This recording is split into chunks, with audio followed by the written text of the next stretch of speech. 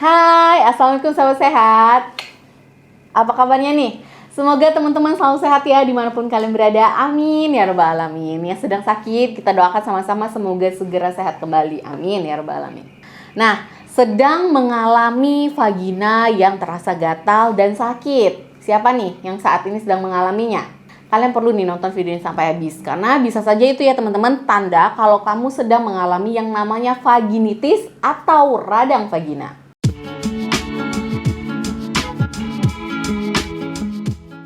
Vaginitis adalah peradangan pada vagina yang menimbulkan rasa gatal, perih, hingga adanya pembengkakan juga nih di organ intim wanita kita. Tanda dan gejala dari vaginitis itu ada beberapa ya teman-teman. Di antaranya keputihan atau keluarnya sekret atau cairan dari vagina yang berwarna dan tidak biasanya nih cairannya kayak keputihan, kekuningan atau bahkan kehijauan, serta bisa mengeluarkan aroma atau bau itu yang kurang sedap gitu ya. Kemudian gejala yang kedua, tandanya itu ya biasanya gatel, iritasi, dan rasa tidak nyaman tentunya pada area misfi itu sendiri. Vagina juga rasanya nyeri pada saat berhubungan biologis. Ada juga rasa nyeri pada saat buang air kecil. Kemudian vagina kamu itu rasanya kering. Dan juga bisa juga ya sampai adanya perdarahan ringan atau muncul bercak-bercak darah di area vagina kamu itu juga bisa. Kemudian tanda-tanda peradangan juga ya tentu saja teman-teman, kayak nyeri, bengkak, atau pecah-pecah nih pada kulit di sekitar vagina. Itu juga tanda-tanda peradangan yang menandakan kalau kemungkinan ada masalah yang namanya vaginitis.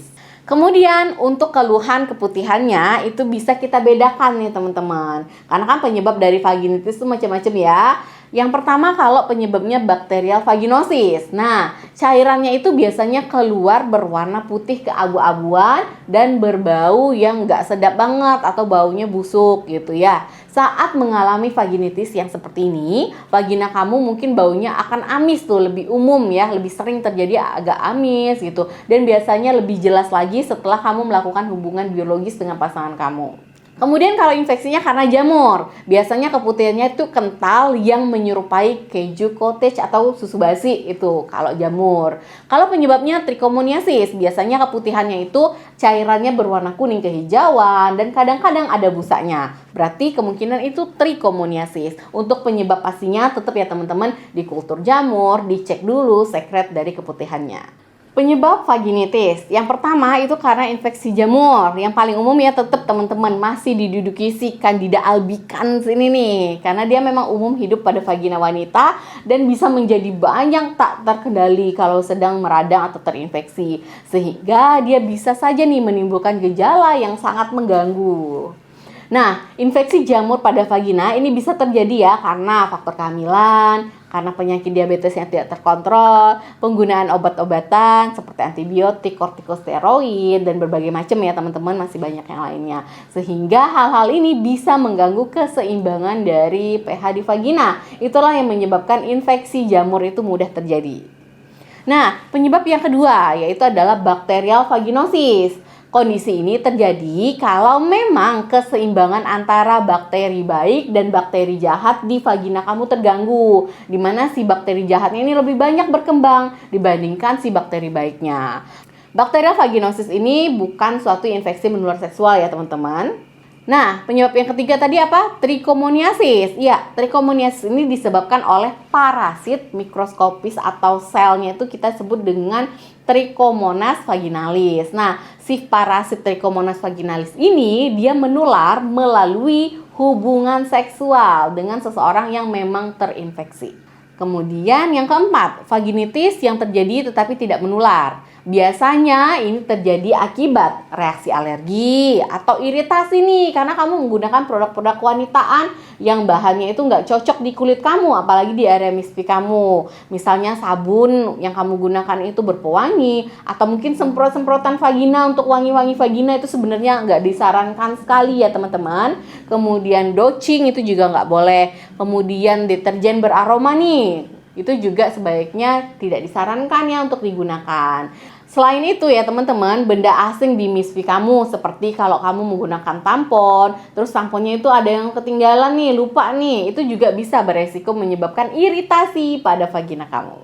Kemudian yang kelima, penyebabnya itu sindrom genitourinary pada menopause, pada wanita-wanita yang sudah menopause. Ini terjadi karena berkurangnya si kadar hormon estrogen setelah menopause ya, atau biasanya setelah operasi pengangkatan hidung telur itu juga bisa nih menyebabkan lapisan area misfi itu menjadi menipis. Kadang-kadang kondisi ini menyebabkan gejala vaginitis seperti iritasi, sensasi terbakar, dan juga rasa kering pada vagina kamu. Nah, udah pada tahu kan penyebabnya apa aja? Sekarang siapa nih yang lebih rentan terkena vaginitis? Apakah kamu, apakah kita gitu ya? Jadi faktor resiko dari vaginitis itu ya teman-teman. Yang pertama itu karena adanya perubahan hormon akibat kehamilan, tentu saja ya. Kemudian penggunaan KB-KB hormonal seperti pil KB. Kemudian wanita-wanita yang menopause itu juga bisa. Kemudian faktor resiko tinggi yang kedua yaitu adalah aktivitas seksual yang tidak terproteksi. Misalnya sering bergonta-ganti pasangan, melakukan hubungan biologis dengan orang yang terinfeksi juga, itu kan bisa nih. Kemudian penyakit diabetes nih yang tidak terkendali gulanya terlalu tinggi atau tidak mengkonsumsi obat dengan rutin, itu juga faktor resiko yang tinggi.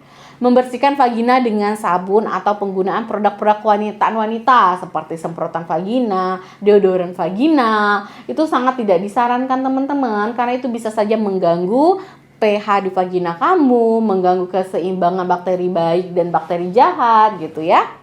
Kemudian penggunaan obat-obatan seperti antibiotik, steroid itu juga. Tetapi kalau memang harus dikonsumsi, ya tetap dikonsumsi ya obat-obatan tersebut. Tetapi dengan resep dokter sesuai dengan anjuran dokter. Itu makanya antibiotik, kortikosteroid itu nggak boleh sama sekali dimakan sembarangan atau dibeli sendiri gitu tanpa resep dokter.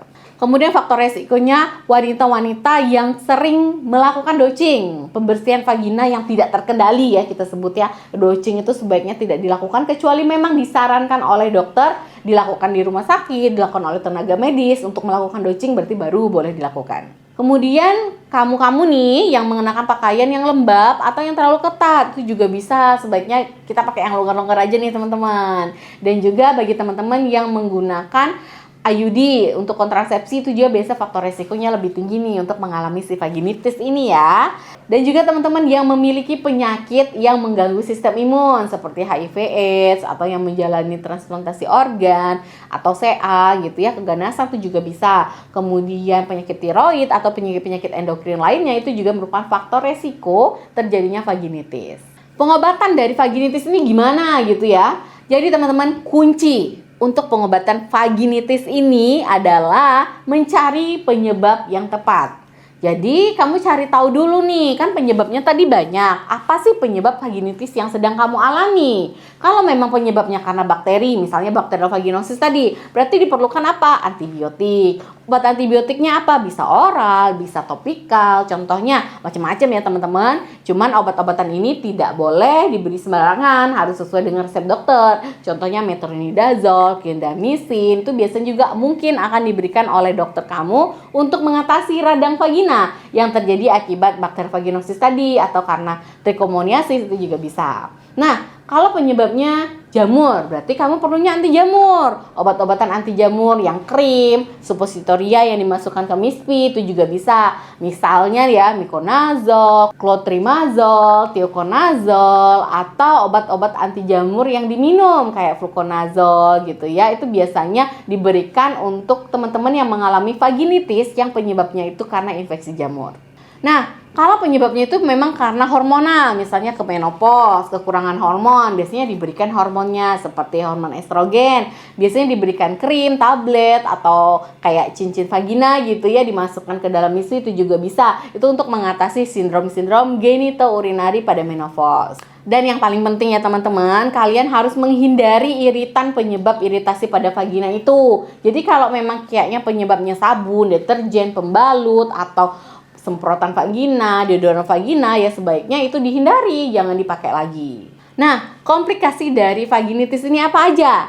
Peradangan pada vagina yang terkait bakterial vaginosis dan juga trichomoniasis itu biasanya ya teman-teman beresiko lebih besar terkena penyakit-penyakit menular seksual, entah apapun itu, entah GO, sifilis, dan lain-lain, dan juga penyakit HIV apabila kalian melakukan hubungan biologis yang tidak dengan pasangannya, sering bergonta-ganti pasangan, ya teman-teman sebaiknya jangan dilakukan. Sementara kalau memang terjadi pada ibu hamil, radang vagina ini lebih mungkin menyebabkan komplikasi kehamilannya, terjadi kelahiran prematur gitu ya teman-teman pada janinnya.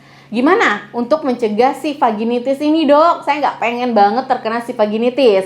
Mudah banget teman-teman. Kalian harus menerapkan cara membersihkan vagina yang tepat. Udah pada tahu kan? Udah hampir setiap video saya membahas tentang gimana sih cara membersihkan misfi, yaitu membersihkannya dari depan ke belakang, menggunakan toilet itu yang bersih gitu ya. Dibersihkan dulu nih toiletnya. Kemudian menghindari penggunaan sabun-sabun antiseptik dan juga produk-produk wanitaan yang mengandung pewangi tadi sebaiknya dihindari. Hindari docing ya teman-teman, cukup dibersihkan dengan air yang mengalir saja nih, air yang bersih. Dan juga terapkan cara berhubungan biologis yang aman seperti menggunakan kondom kalau memang sedang sakit nih pasangannya atau tidak bergonta-ganti pasangan, itu sangat disarankan. Dan juga hindari menggunakan celana-celana yang ketat supaya celana kita atau area misfi kita itu tidak menahan panas, tidak mudah lembab, jadi tidak mudah terinfeksi gitu. Dan juga hindari menggunakan pakaian-pakaian renang yang basah atau setelah berkeringat dalam waktu yang lama. Misalnya kamu pakai baju olahraga nih, kayaknya masih bisa dipakai, baru diangin-anginin masih agak lembab dipakai. Itu sebaiknya dihindari ya teman-teman. Nah, jadi udah pada tahu ya untuk mencegahnya gimana. Semoga kita semua tidak terkena nih si vaginitis ini. Amin ya rabbal alamin. Semoga teman-teman yang sedang sakit segera sehat kembali ya. Amin ya rabbal alamin. Jangan lupa di-subscribe dulu channel saya Dr. WSP dan semua media sosial saya. Kalau punya pertanyaan boleh teman-teman silakan di komen. Nanti akan saya balas ya. Wassalamualaikum.